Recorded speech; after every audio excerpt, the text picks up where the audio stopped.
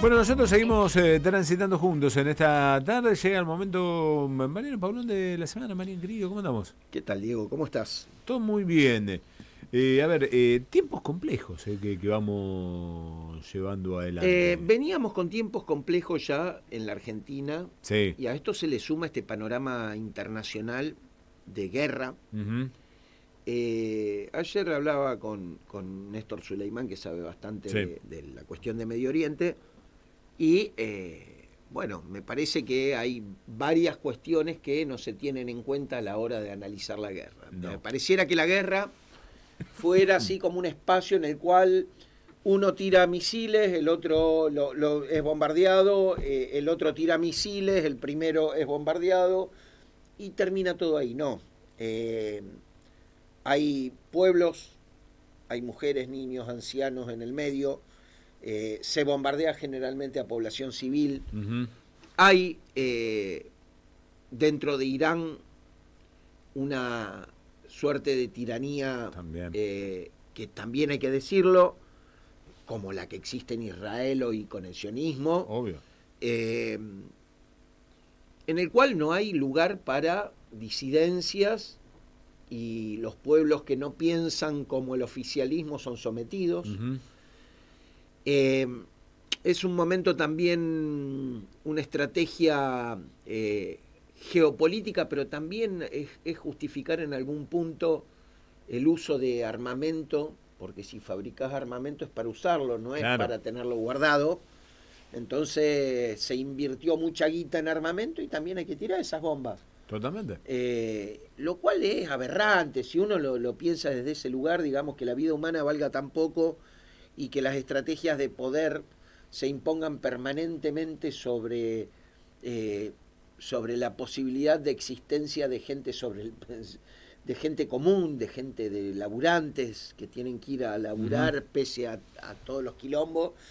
Es difícil, es duro, es muy duro aceptar esta realidad. Sí, y además también en donde, a ver, se va dando la utilización de la guerra para tapar las cosas. En Irán el cuestionamiento bueno, a la tiranía que hoy Sí, gobierna y que somete al pueblo iraní.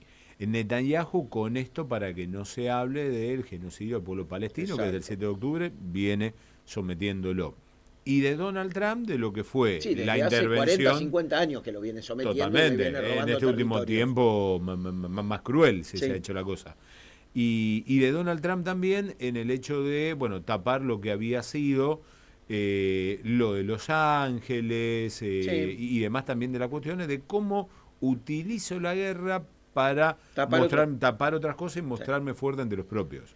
No sí, quiero traer el ejemplo muy caro nuestro de Malvinas para no mezclar todo, pero no, Margaret Thatcher tapa la recesión británica sí, y la dictadura acá para tratar de, a través de eso, perpetuarse al frente de la Argentina. sí. Y los militares acá hacen exactamente lo mismo, tratan de ganar una guerra Claro. con con una cuestión muy sensible como es la cuestión Malvinas acá, con una invasión que no tiene pie ni cabeza, Ujú. pero también con la idea de perpetuarse en el poder. Totalmente. Me parece que las estrategias de poder van en contra de los pueblos y van en contra de la naturaleza también, porque los chiqueros que quedan después de cada una de estas guerras, Claro. el territorio devastado, tierras fértiles que después no se pueden utilizar, eh, ríos que son contaminados por, por los distintos químicos que se usan. Me parece que Personas son que de me más. quedan mutiladas para el resto de su vida o personas que tienen que aprender a vivir con el recuerdo de alguien que esta guerra se lo mató. Exacto, no, bueno, eso es más difícil todavía, más duro todavía. Ujú. Cuando vos tenés eh, pueblos que vivieron 50 años de bombardeo, de tiroteo, de encarcelamientos, y tenés generación tras generación tras generación que fueron verdugueados, que fueron maltratados, que fueron vilipendiados, que fueron puestos presos, que fueron torturados. Eh, ¿Qué podemos, qué puede salir de ahí? Claro. Eh, Aún así, los pueblos siempre se reacomodan, siempre vuelven a tratar de construir sus casas, vuelven a tratar de reconstruir su vida, pero a veces, francamente, es muy difícil.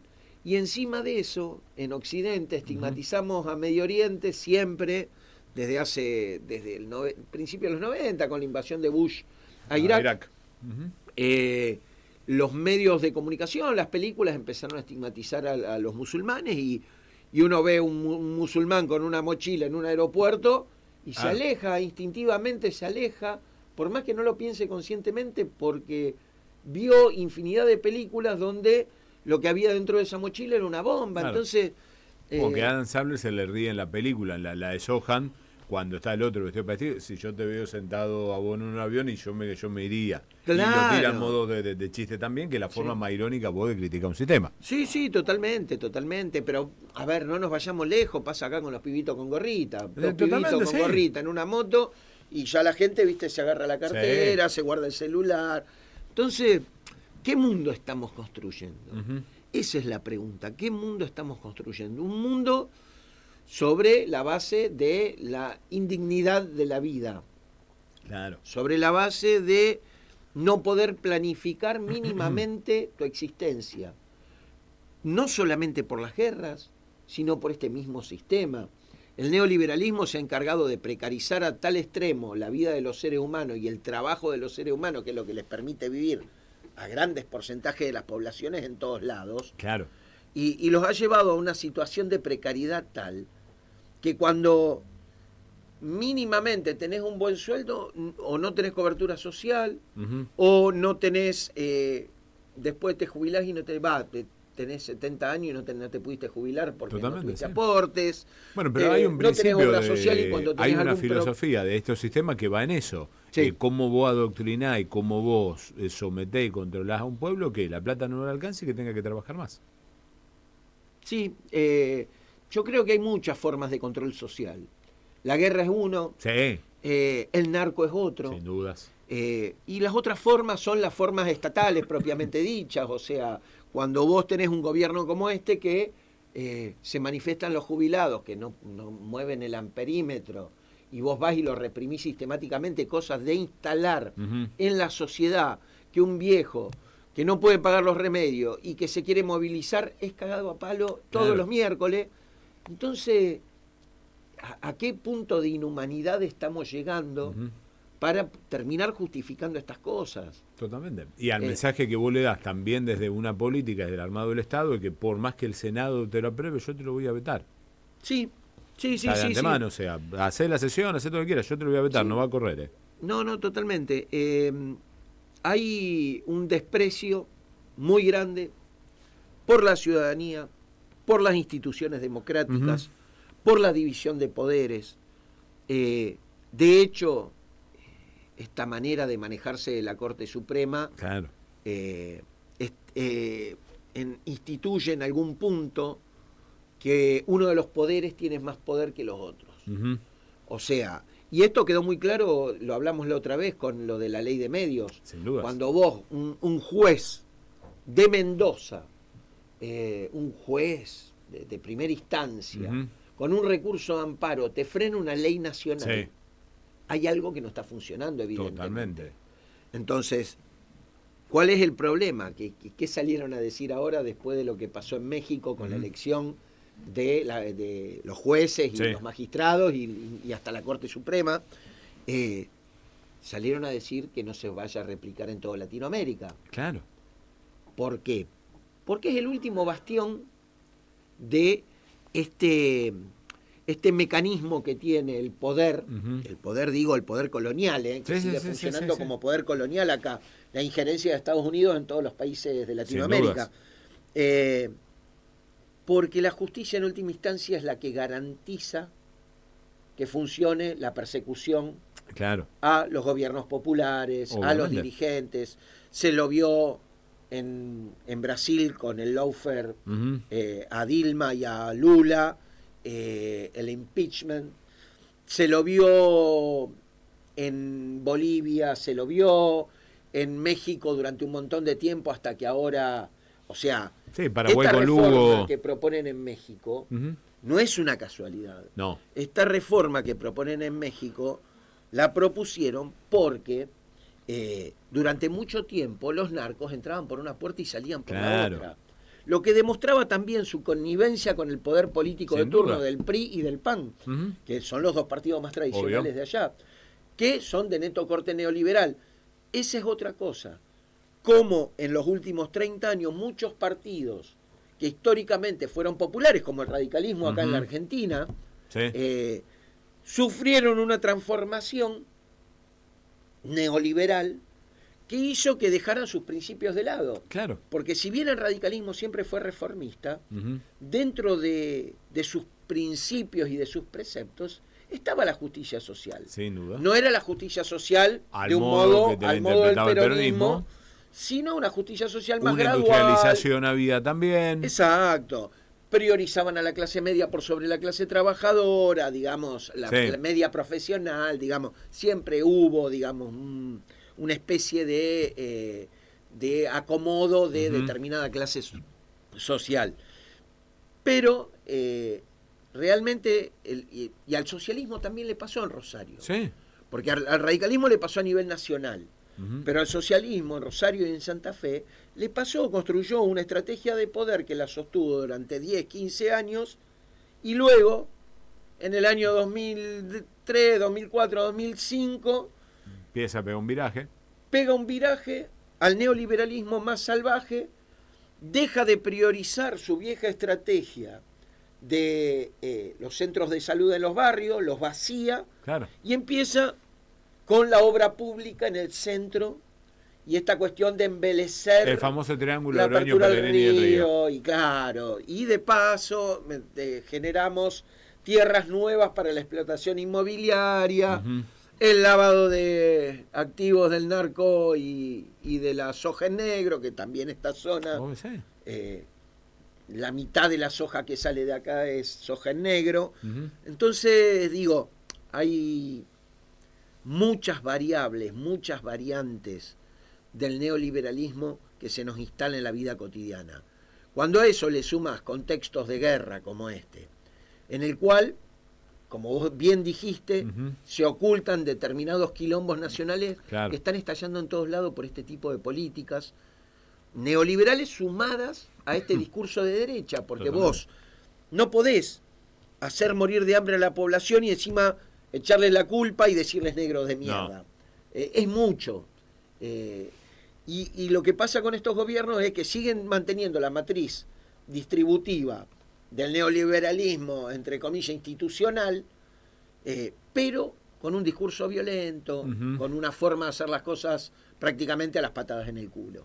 Sin duda, y además también, bueno, con alguna de las cosas que nos vamos encontrando. Bueno, hoy el veto para el subsidio y los créditos aprobado para la emergencia en Bahía Blanca con lo que fueron las inundaciones, pero también traerlo a lo que es esta semana de frío, hoy con más gente en situación de calle, con algunos refugios que van laburando, que hacen un esfuerzo descomunal, pero que no dan abasto, con ONG que salen a repartir el morfi, pero que no les llega la providencia de la materia prima para cocinar esa olla, sino que en muchos de los casos hacen la rifa, juntan la guita, la van poniendo la misma gente para poder dar en un tiempo que es muy jodido. Estamos en la semana más fría del año y hay gente hoy permutando en la calle con la ingratitud que eso tiene. Sí. Y que no sabe si morfa. Totalmente, totalmente. Y hay gente que no está en la calle y que no sabe si morfa. Claro. Lo cual complica la situación, porque uno piensa en la gente en situación de calle, el hecho de que no morfe puede producir tranquilamente una hipotermia muy grande y que se mueran, y el Estado no se va a hacer responsable de esa situación. No. Lo cual me provoca cierta angustia, porque en los 90 nos tocó, yo estaba en la CTA y nos tocó laburar junto con Pablo Hapkin, que estaba en la FUA, en la FUR, y los muchachos tenían una visión de los derechos, de las garantías constitucionales. Eran casi todos de abogacía, también los muchachos que participaban en ese espacio, en la comuna también, Carlitos Comi, me acuerdo. Y tenían una visión humanitaria. Claro. Y de golpe escuchar en las últimas semanas, Ujú. algunas declaraciones o el enfrentamiento que tienen con los estatales, con los trabajadores, Sí.